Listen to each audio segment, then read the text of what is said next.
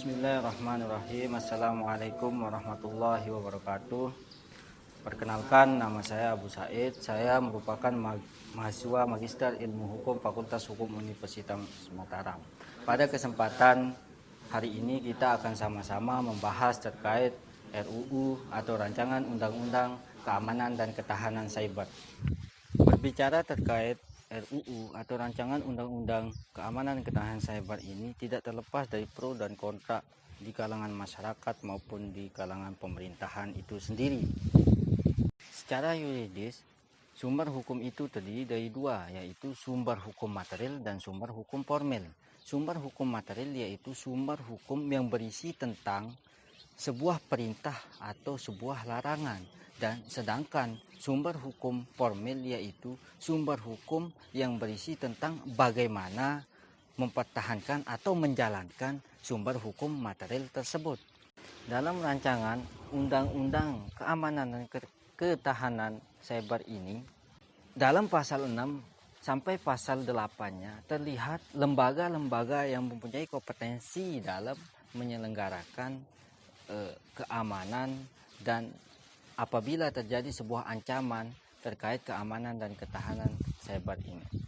Lembaga penyelenggara keamanan dan ketahanan dalam RUU KKS ini terdiri dari 1 lembaga negara, 2 pemerintah pusat, dan 3 itu pemerintah daerah. Terkait hal ini dapat kita lihat dalam pasal 6. Sedangkan dalam pasal 7-nya memberikan penjelasan bahwa lembaga negara yang dimaksud adalah semua lembaga negara yang berada di skup wilayah Negara Kesatuan Republik Indonesia dengan diketuai oleh atau dipimpin oleh ketua lembaga negara tersebut dan memberi mandat kepada kesekretariatan lembaga tersebut.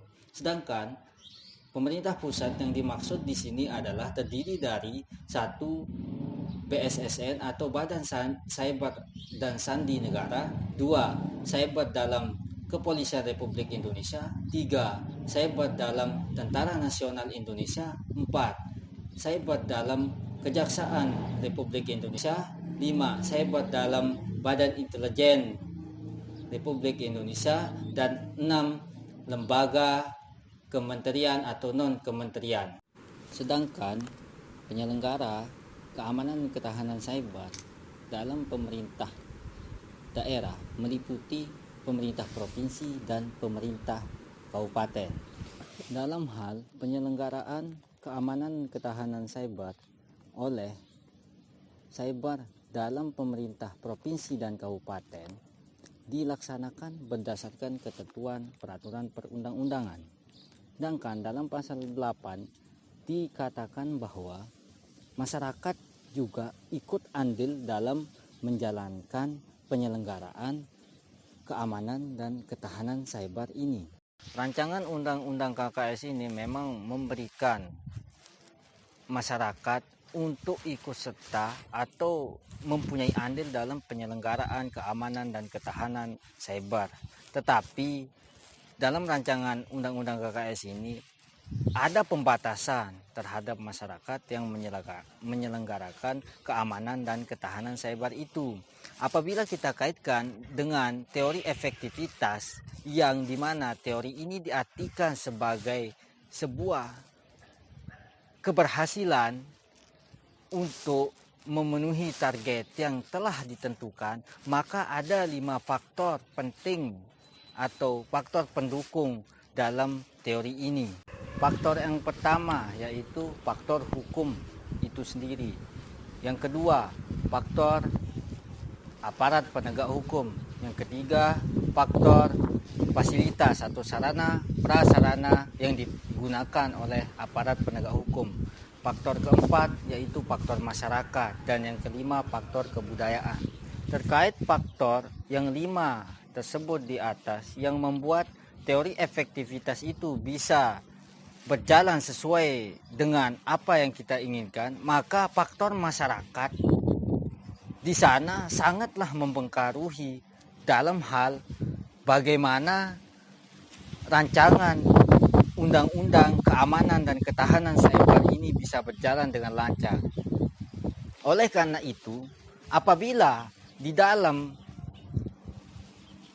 menjalankan penyelenggaraan keamanan dan ketahanan cyber ini, masyarakat tidak diberikan andil sepenuhnya untuk bagaimana mengelola atau menjalankan penyelenggaraan keamanan dan ketahanan cyber, maka hal itu akan tidak bisa berjalan dengan baik dan hal itu bisa kita katakan kalau tidak sesuai dengan yang apa kita inginkan dan tidak sesuai dengan landasan filosofis, landasan yuridis, serta landasan sosiologis dalam naskah akademik rancangan undang-undang keamanan dan ketahanan cyber ini. Oleh karena itu, andil masyarakat sangat diperlukan dengan tidak adanya pembatasan secara signifikan, karena semua kita tahu bahwa dalam menjalankan pemerintahan yang baik diperlukan kolaborasi dari berbagai pihak, entah itu dari pemerintah, dari masyarakat, dari lembaga-lembaga negara, dan dari APH atau aparat penegak hukum, karena motivasi pembentukan rancangan undang-undang keamanan dan ketahanan cyber ini untuk membentuk koordinasi dari semua pihak. Sekian dan terima kasih.